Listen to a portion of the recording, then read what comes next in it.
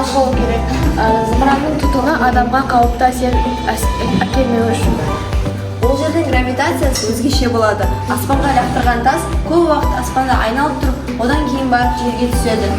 Шалының маңында мол су өзен болуы тиіс.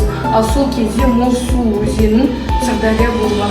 Ауа райы бір қымытта тұру қажет зымыранның қауіпсіз ұшуы үшін. Қалған ғарышына әсерден ауа райы өзгереді, отын шығарылады, табиғи жағдайды Байқоңырға, біздің тақырыбымыз Байқоңыр ғарыш айлағының экологияға әсері. Байқоңырдың экологияға әсері ол біріншіден ауаны ластайды, екіншіден табиғи жағдайда азотты бұзады.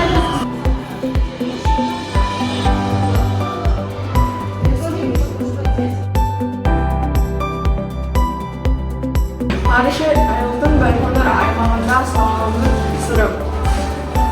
Ол аймақта ауа райы бір қалыпта тұру қажет зымыранның қауіпсіз ұшуы үшін.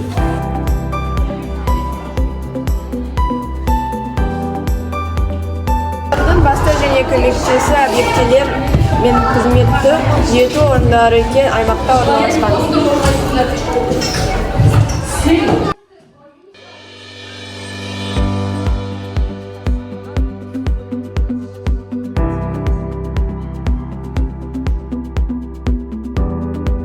Ойын ашып айтылу толғаны сөйлеу.